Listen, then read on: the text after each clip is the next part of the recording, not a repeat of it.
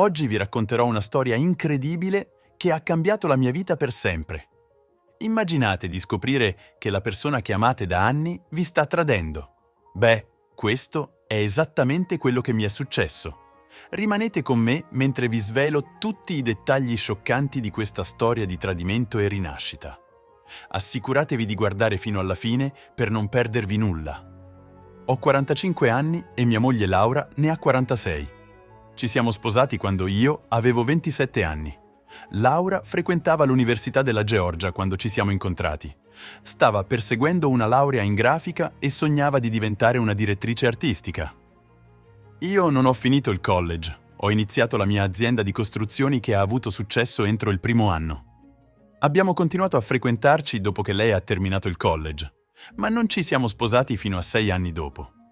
L'ho aiutata a pagare il suo master, vari corsi online e qualsiasi altra formazione aggiuntiva di cui avesse bisogno. La mia azienda di costruzioni è decollata dopo il secondo anno. Non abbiamo vissuto insieme. Lei è rimasta con i suoi genitori e io vivevo da solo. Una volta che la mia attività è diventata redditizia, ho comprato una casa a Savannah, in Georgia, dove vivo ancora. Ho sempre avuto fiducia in Laura, non mi ha mai dato motivo per non farlo. Dopo aver completato il master, ha iniziato a lavorare in un'agenzia pubblicitaria. Lavorava dalle 9 del mattino alle 5 del pomeriggio. Poi è passata a un turno dalle 2 alle 10 di sera dopo 6 mesi. Questo orario è continuato per un anno. Poi è tornata al turno del mattino. Non abbiamo avuto figli. Abbiamo deciso di aspettare finché le nostre finanze non fossero stabili. Anche se abbiamo raggiunto la stabilità finanziaria, non abbiamo più parlato di avere figli. Avevamo una sorta di routine. Io preparavo la cena mentre lei lavorava e, quando era libera, cucinava lei. All'inizio tutto andava bene. Viaggiavamo insieme e avevamo serate fuori. Ogni volta che avevamo dei disaccordi, mi assicuravo di risolverli prima di andare a letto, una lezione appresa dai miei genitori. A volte usciva con gli amici dopo il lavoro, cosa che non mi dispiaceva. Anch'io avevo un gruppo di amici con cui trascorrevo del tempo occasionalmente. Una notte mi ha mandato un messaggio dicendo che sarebbe uscita con i colleghi dopo il turno e sarebbe tornata a casa intorno all'1 del pomeriggio. Le ho detto di divertirsi, ma non è tornata a casa fino quasi alle 4:30 del mattino. L'ho affrontata e le ho detto che non apprezzavo questa cosa. Abbiamo avuto una grande litigata che è diventata fisica. Non l'ho colpita, ma l'ho spinta. Lei ha chiamato la polizia. Quando sono arrivati, lei ha detto che l'avevo colpita. Ho negato e hanno controllato, non trovando alcun livido. Mi hanno chiesto se avessi un posto dove andare, ho detto di sì e sono stato dai miei genitori per qualche giorno. Quando sono tornato a casa, le cose erano strane. Laura era molto affettuosa, come se nulla fosse successo. Ci siamo riconciliati e abbiamo parlato di quello che era successo. Lei si è scusata per essere tornata tardi, dicendo che aveva perso la cognizione del tempo. L'ho perdonata. A quel punto eravamo sposati da 10 anni. Quella è stata la più grande litigata che abbiamo mai avuto. Col passare del tempo ho notato che usciva sempre più spesso dopo il lavoro e tornava a casa con vestiti diversi da quelli con cui era uscita. Anche quando usciva con gli amici in passato, tornava sempre con i suoi vestiti da lavoro. Non l'ho affrontata, ricordando l'ultima volta che era diventata fisica e aveva chiamato la polizia. Anche il nostro tempo insieme è diminuito. Le nostre serate fuori sono diminuite e la nostra intimità è diventata meno frequente, quasi inesistente. Un giorno sono tornato a casa presto dal lavoro. Avvicinandomi alla porta, il postino mi ha consegnato una lettera raccomandata da firmare. Nessun problema. Ho firmato lettere simili prima, ma questa aveva il mio nome scritto a mano. Quando l'ho aperta, la lettera è stata uno shock. Una donna affermava che mia moglie mi tradiva con suo marito. Lei lo sapeva, ma suo marito no. La lettera includeva il suo numero di telefono, così l'ho chiamata immediatamente. Quando ha risposto, mi ha raccontato come ha scoperto il tradimento di suo marito. Ha ricevuto un pacchetto promozionale da una gioielleria di lusso. Mi ha detto che nei 18 anni di matrimonio suo marito non le aveva mai comprato alcun tipo di gioiello. Sapeva che c'era qualcosa di sbagliato. Ha preso qualche giorno di ferie e ha detto a suo marito che stava visitando i suoi genitori a Charleston, in South Carolina, ma non è mai andata dai suoi genitori. Lei e un'amica hanno noleggiato un'auto e hanno seguito suo marito. Mi ha anche detto che l'hanno seguito fino a casa mia una notte. Suo marito ha seguito mia moglie fino a casa nostra e si sono baciati proprio prima che lei entrasse. Mi ha dato l'ora e la data esatte. Non potevo crederci. Ero a casa quella notte. Laura ha baciato un altro uomo proprio fuori dalla nostra casa mentre io ero dentro. Le ho chiesto se aveva delle prove. Ha detto di sì e mi ha chiesto il mio indirizzo email per inviarmi un link di Dropbox.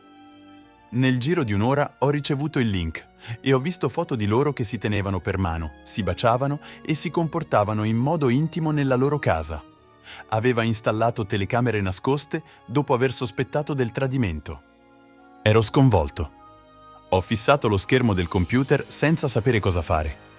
Circa un'ora dopo, Laura è tornata a casa piangendo. Non l'ho consolata, ero arrabbiato e sono uscito di casa passando accanto a lei. Ho guidato per un'ora cercando di raccogliere i miei pensieri. Ho deciso di parlare con un avvocato. Non volevo parlare con i nostri amici temendo che potessero dirle che sapevo del tradimento. Quando sono tornato a casa, Laura era in camera con la porta chiusa. L'ho sentita parlare con qualcuno dicendo che lo amava e le mancava e chiedendo se potevano risolvere le cose. Per me era finita. Ho fatto rumore affinché mi sentisse. È uscita di corsa dalla camera e mi ha abbracciato. Ho fatto finta di niente e l'ho abbracciata chiedendole cosa fosse successo. Ha mentito, dicendo che era stata ripresa al lavoro per qualcosa che non aveva fatto. Sapevo che stava mentendo. Non ho dormito con lei, né ho iniziato nulla.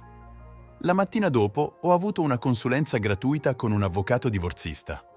Gli ho detto che volevo divorziare e perché. Mi ha spiegato che in Texas il divorzio è senza colpa, ma potevo presentare una richiesta per colpa. Volevo andarmene e non volevo trascinare la cosa. Non importava se lei tradiva. Mi ha chiesto delle nostre finanze. Gli ho detto che possedevo una società di costruzioni e che Laura lavorava come direttrice artistica. Mi ha chiesto della casa, ho detto che era intestata a entrambi e ho menzionato il nostro conto di risparmio congiunto e le carte di credito. Ho presentato la richiesta di divorzio quel giorno. Tutto è venuto a galla circa un mese e mezzo dopo. Laura stava visitando i suoi genitori quando le sono stati consegnati i documenti del divorzio. Era in un'altra contea e ho dovuto pagare un extra per il servizio. Laura mi ha chiamato agitata. Le ho detto che avrebbe scoperto il motivo del divorzio al suo ritorno. È tornata domenica mattina e le ho mostrato le prove. Il suo atteggiamento è cambiato completamente. Mi ha accusato di averla trascurata. Non ho risposto, ho semplicemente detto ok e sono andato nella camera degli ospiti. Le settimane seguenti sono state orribili. Eravamo estranei che vivevano nella stessa casa. All'udienza del divorzio, tutto è stato diviso al 50%. Lei ha ottenuto metà dei risparmi e la casa è ora in vendita. La mia ex moglie si è trasferita e ha ottenuto un appartamento tutto suo. Ho sentito dalla donna che mia moglie e il suo compagno di tradimento vivono insieme. La sua udienza di divorzio è presto. Il suo compagno di tradimento ha perso la casa e deve pagare $2.600 al mese di alimenti per 4 anni e $2.290 al mese di mantenimento per i loro 2 figli per circa 2 anni fino a quando compiranno 18 anni.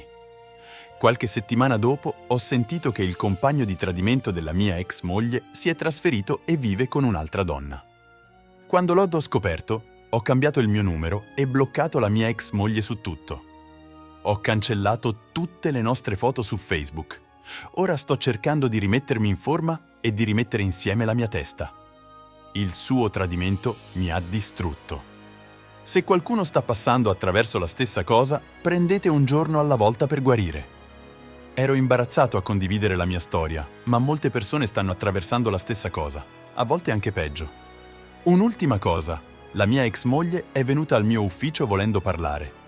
Le ho detto di non tornare mai più e di aver minacciato di ottenere un ordine restrittivo se l'avesse fatto. Ha cercato di abbracciarmi, l'ho respinta. Poi ha iniziato a piangere. Grazie per aver guardato fino a qui.